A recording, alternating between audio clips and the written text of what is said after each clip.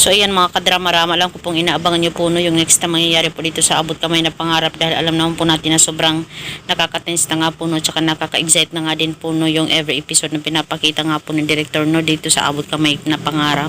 At alam naman po natin mga kadrama kung ano yung nangyayari ngayon kay Carlos no, dahil nga po sa patago-tago nga po siya ngayon, dahil nga po sa hinahanap siya ng otoridad, dahil nga po sa kasalanan niyang pagkamatay nga po ni Irene no. Alam naman po natin na accidentally lamang po yung pagkamatay ni Irene no, dahil nga po sa trigger niya na nakita niya yung video niya yun, na nagvideo talaga si Irene sa mga nangyari talaga sa kanila no.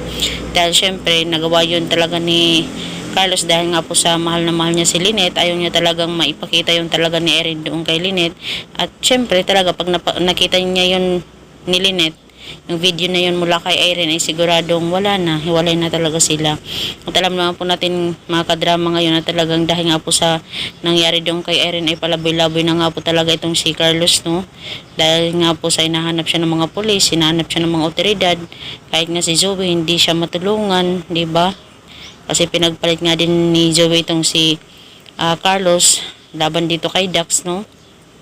Tsaka itong si Dax, hindi ko alam kung asan na nga po ngayon si Dax no. At alam naman po natin mga kadrama-rama na itong si Carlos ngayon, dahil nga po sa nakita siya ng mga pulis ay talagang hinahabol-habol nga po siya nito no. At saka itong si Lynette ay nakita din ni Carlos, tsaka sasabihin dito ni Carlos sa kanila na pakisabihin sa anak kong si Zoe na mahal ko siya. At sasabihin ni Lynette, sino? Si Zoe anak? Paano nangyari yun, Carlos? Mga ganun ba? Pero yung problema nun ay hindi na talaga masasabi ni Carlos dahil nga po sa hinahabol siya ng mga pulis. Possible nga po is makulong na nga po siya, no? Sana nga po sabihin na si Carlos na talaga, sana yung magsabi talaga ng katotohanan talaga, no, about dito kay na Lynette at saka kina Carlos about sa pagkatao talaga ni Zoe. Diba? Para matapos na nga po yung drama na to, kasi marami din talaga nag-aabang na matatapos na sana dapat yung drama na to. Kaso paano mangyayaring matatapos dahil mas sumahaba pa daw, dahil andyan pa daw yung word na pagbabalik talaga ni Moira no, mula sa kanyang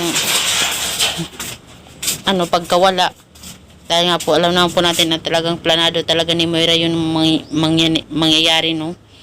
So ngayon, tingnan lang po natin mga kadrama kung ito na ba yung pamamaraan para masabi na talaga ni Carlos yung katotohanan about talaga kay Zoe na siya talaga yung ama no, at hindi si RJ.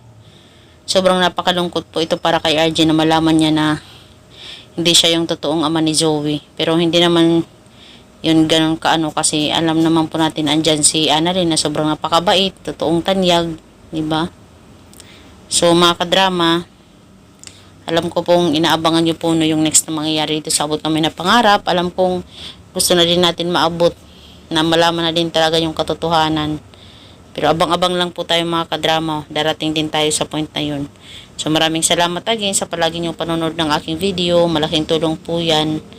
And ingat-ingat po kayo palagi mga kadrama. So yun lang po. Avangers! Mga kadrama, dramatic, kaabot kamay.